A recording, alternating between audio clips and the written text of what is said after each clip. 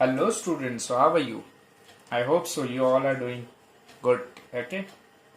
काफ़ी दिनों बाद मिल रहे हैं और आई होप सो कि आपकी स्टडीज़ बहुत अच्छी चल रही होगी. ठीक है, तो अभी ज़्यादा टाइम वेस्ट नहीं करते हुए will start with our lecture with our video. So bookkeeping and accountancy हम लोग स्टार्ट कर रहे हैं 11th स्टैंडर्ड स्टेट बोर्ड का. ओके, सो उसमें हम लोग क्या देखेंगे, first will do the basics. Like जो हमारा थेरोटिकल पार्ट होता है that is very very important. Many students ignore it. ठीक है, काफी सारे जो स्टूडेंट्स है वो क्या करते हैं, इस पार्ट को इग्नोर कर देते हैं बिकॉज थेरोटिकल पार्ट है और most of the students go on the directly practical. But before starting with the practical you must have to know all the basics, all the theoretical parts of accountancy, because there are many terms, many concepts where that you will see in a practical sums also. So अगर आप लोग को ये सारी चीजें पहले पता होंगी कि क्या कॉन्सेप्ट है, क्या टर्म है, किस टर्म को क्या बोलते हैं और ये टर्म का यूटिलाइजेशन कहाँ होता है, लाइक एसेट्स क्या है, लाइबिलिटीज क्या है, कैसे ये टर्म्स को ट्रीट किया जाता है, कैसे ये ट्रांजैक्शन को ट्रीट किया जाता है, अगर ये सारी डिटेल्स आपके पास रहेंगे, आपको अगर कॉन्सेप्ट क्लियर रहेगा तो आपको प्रैक्टिकल में बिल्कुल भी प्रॉब्लम नहीं होगा. ठीक है, सो फॉर दैट रीजन हम लोग एक बेसिक से शुरुआत करते हैं. लाइक मैंने गोल्डन रूल्स तो वगैरह सब बता दिए हैं, बट मुझे ऐसा लगा कि नहीं, हम लोग को ये भी चीज की जरूरत है, स्टूडेंट्स को इसकी भी रिक्वायरमेंट है बहुत ज्यादा. सो इसके लिए हम लोग ने थेरोटिकल से शुरुआत किया है. थेरोटिकल में सबसे पहले हम लोग देखते हैं कि from the basic will start, like what is monetary transactions के बार्टर एक्सचेंजेस तो हम लोग को पता है. तो हमारे अकाउंटेंसी में क्या होता है, only we record the monetary transactions. Monetary transactions मतलब क्या कि जहां पे पैसे के इन्वॉल्वमेंट है, किसी भी ट्रांजैक्शन में जहां पे भी पैसे के इन्वॉल्वमेंट है वहां पे हम लोग क्या करते हैं, मॉनेटरी ट्रांजैक्शन को हमेशा रिकॉर्ड करते हैं. ओके, तो जो मॉनेटरी ट्रांजैक्शंस है वो किस बेसिस पे चलते हैं, ठीक है, वो होते कैसे मॉनेटरी ट्रांजैक्शंस. ठीक है, तो यहाँ पे 3 टाइप्स है जो तुम्हारे टेक्स्ट बुक में दिए गए हैं. सबसे जो पहला टाइप है उसको हम लोग क्या कहते हैं, कैश बेसिस. ठीक है, ignore my hand writing, I think it's not good. So what is cash basis. Cash basis मतलब क्या होता है कि जहां पे ट्रांजैक्शन में कैश इन्वॉल्व है और वो ट्रांजैक्शन पूरी तरीके से कैश के साथ हुआ है. ठीक है, लाइक मैंने किसी को कुछ सेल किया, if I am selling something or I am buying something, for that in exchange of that I am utilising the money. Okay, for selling I am taking the money, यानी कि बेचने के लिए मैं पैसा ले रहा हूं. ठीक है, और खरीदने के लिए मैं पैसा दे रहा हूं. तो यहाँ जहां पे भी ऐसे इन्वॉल्वमेंट होता है पैसे का, जहां पे भी पैसे का रोल आता है, वो क्या बन जाता है, कैश बेसिस ट्रांजैक्शन. ठीक है, दूसरा जो हमारा होता है उसको हम लोग मर्केंटाइल भी बोलते हैं और एक्रूअल बेसिस बोलते हैं. ठीक है, उसको हम लोग क्या कहते हैं, एक्रूअल बेसिस. अभी ये वाली जो एक टर्म है ये थोड़ी समझने के काबिल है. ठीक है, काफी सारे बच्चों को इसमें प्रॉब्लम होता है. तो एक्रूअल बेसिस मतलब क्या होता है, देखो सिंपल सा एक एग्जाम्पल मैं आपको देना चाहूंगा. एग्जाम्पल से आपको बहुत अच्छे से ये चीज क्लियर हो जाएगी कि एक्रूअल बेसिस होता क्या है. जैसे कि देखो यहाँ पे अगर एक मेरा कोचिंग सेंटर है, ठीक है, मेरा एक क्या है, एक कोचिंग सेंटर है और उस कोचिंग सेंटर में मैंने एक स्टूडेंट का एडमिशन कर लिया. ठीक है, एक स्टूडेंट का यहाँ पे क्या हो गया, एडमिशन हो गया. एडमिशन उसका जो हुआ है वो पूरे साल के लिए हुआ है, like for the 12 months. Okay, so 12 months के लिए उसका एडमिशन हुआ है. कोचिंग सेंटर में उसने एडमिशन कब लिया, तो उसने जो एडमिशन लिया है वो लिया है माइट बी 2 अक्टूबर 2022. ठीक है, तो इसका जो पूरा एक प्लान चलेगा वो चलेगा अगले साल तक, अक्टूबर तक. Suppose it's just an example. ठीक है, अगले साल तक ये प्लान चलेगा. तो उसमें क्या होगा कि जब 2 अक्टूबर को उसने एडमिशन लिया तो उसने मुझे क्या किया, 20,000 रुपीज मुझे फीस पेड कर दिया. ठीक है, 20,000 रुपीज मुझे उसने क्या कर दिया, फीस पेड कर दिया. और मेरा टोटल फीस कितना है कि मुझे पूरे साल भर में उसे फीस लेना है. समझो मुझे उससे फीस लेना है कि 60,000 मुझे उससे फीस लेना है. ठीक है, टोटल जो मेरा फीस है वो है मेरा 60,000. तो अभी उसने मुझे 20,000 पेड किया।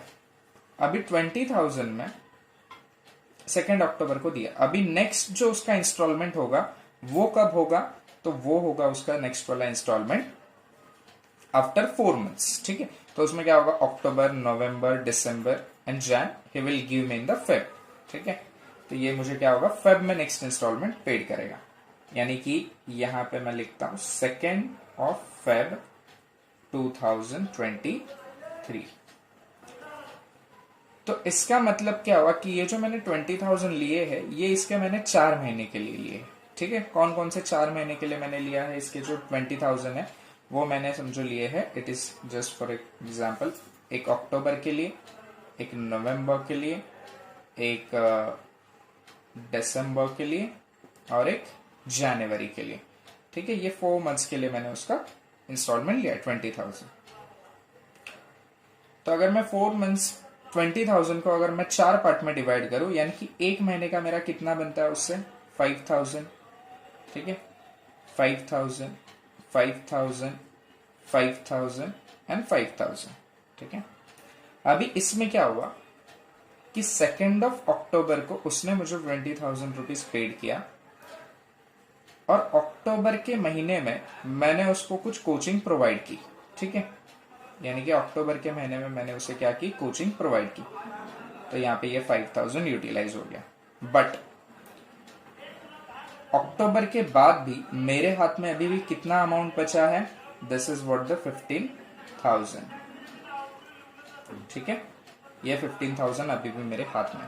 तो यहाँ पे कैसे डिवीजन होगा कि ये जो 20,000 है इसमें 5,000 जो है, 5,000 क्या हो चुके हैं, ये मेरी इनकम हो चुकी है। ठीक है, ये मेरी क्या हो चुकी है, इनकम हो चुकी है। और ये जो 15,000 है ये मेरी अर्न एक्रूड इनकम हो चुकी है। इसको हम लोग क्या बोलते हैं, earn accrued income. Earn accrued क्यों है, बिकॉज मैंने उससे ये पैसा तो लिया है। तो अभी ये जो मेरी इनकम है ये 15,000 ये मेरी बन गई अर्न एक्रूड इनकम। ठीक है, और ये जो 5,000 है ये मेरी एक्रूड इनकम है। क्यों है, अभी इसके बीच का डिफरेंस क्या है कि 20,000 उसने मुझे पेड किए, अक्टूबर को उसने मुझे कोचिंग प्रोवाइड की, मैंने उसे अक्टूबर को कोचिंग प्रोवाइड की। अक्टूबर को जब मैंने उसे कोचिंग प्रोवाइड की तो उसमें क्या हुआ, ये जो 5,000 है ये मेरे उसी वक्त क्या हो गए, अक्टूबर के 30th को ये मेरे क्या बन गए, एसेट बन गए। ठीक है, ये मेरे एसेट बन गए। और नवंबर, दिसंबर, जैन की भी मैंने इनकम लेके रखी है, 15,000 मैंने लेके रखी है, लेकिन इस पीरियड की मैंने अभी तक सर्विस रेंडर नहीं की है। सर्विस मैंने अभी तक इस पीरियड की प्रोवाइड नहीं की है। तो इसके लिए ये जो मेरी इनकम है ये मेरी क्या बन जाएगी, अर्न एक्रूड इनकम। ठीक है, तो हमेशा इन दोनों के बीच का डिफरेंस ध्यान में रखना है कि इनकम जो मैंने अर्न कर चुका हूं उसको मैं कहूंगा एक्रूअल इनकम, एक्रूड इनकम। और जिसको मुझे अर्न करना बाकी है, यानी कि मुझे सर्विस देना बाकी है बट वो अमाउंट मेरे पास है, तो उसको मैं कहूंगा अर्न एक्रूड इनकम। तो ये दोनों में फर्क क्या होगा, जो एक्रूड है वो हमारी एसेट बन जाएगी और जो अर्न एक्रूड है वो हमारी क्या बन जाएगी, लाइबिलिटी। वो हमारी क्या बन जाएगी, लाइबिलिटी। जो एक्रूड है वो हमारी एसेट है और जो अर्न एक्रूड है वो हमारी लाइबिलिटी बन जाएगी। यानी 15,000 मेरे अकाउंट में तो है but it is not my income yet. ठीक है, ताकि ये जो है ये बाद में हमें डिफिकल्टी ना हो चीजों को करने के लिए, चीजों को सॉर्ट आउट करने के लिए, अलग अलग करने के लिए, ताकि फिर क्या होगा जब फाइनल बैलेंस शीट यहाँ पे बनेगी। ठीक है, अगर मैं यहाँ पे फाइनल बैलेंस शीट अगर बनाता हूँ, ठीक है, यही ईयर की अगर मैं फाइनल बैलेंस शीट बनाता हूँ तो फाइनल बैलेंस शीट में क्या हो सकता है, डिफिकल्टी क्या होगी, प्रॉब्लम ऐसा होगा फाइनल बैलेंस शीट के कि मैं बता दूंगा कि मैंने 20,000 जो है वो अर्न कर लिए। ठीक है, तो ये 20,000 क्या हो जाएंगे, मेरे नेट प्रॉफिट में ऐड हो जाएंगे। ठीक है, नेट प्रॉफिट में ऐड हो गए तो ये क्या बना देगा, मेरा एक तो कैपिटल बढ़ा देगा या फिर मेरा प्रॉफिट बढ़ा देगा। ठीक है, ये दो चीजें हो सकती है। लेकिन अगर मैं इसको पहले से ही सॉर्ट करके रखता हूं, अगर मैं पहले से इसको अलग अलग करके रखता हूं, लाइक मैं इसको अर्न एक्रूड और एक्रूअल में रखता हूं, तो यहाँ पे मुझे नेट प्रॉफिट मेरा 15,000 से कम आएगा बट जो मेरा एग्जैक्ट प्रॉफिट है 5,000 वो ही मुझे मेरे बैलेंस शीट में दिखेगा। नहीं तो क्या होता, मुझे यही बैलेंस शीट में कितना दिखता, 20,000 दिखता, जो कि मैंने अर्न ही नहीं किया अभी तक। ठीक है, जो कि मैंने अभी तक अर्न ही की नहीं है, तो वो मुझे क्या मिल रहा, वहां पे 20,000 दिखाई देता।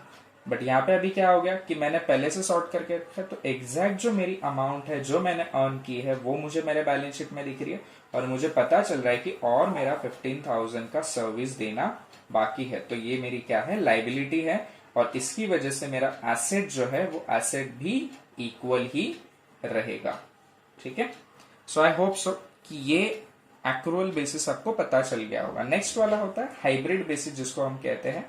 ठीक है, हाइब्रिड मतलब एकदम सिंपल कॉन्सेप्ट होता है। हाइब्रिड बेसिस में हम लोग क्या करते हैं कि ये दोनों जो चीजें हैं इसको ही हम लोग क्या करते हैं, इसमें मर्ज कर देते हैं। ठीक है, बट द हाइब्रिड बेसिस वाला जो कॉन्सेप्ट है वो यहाँ पे इंडिया में नहीं चलता।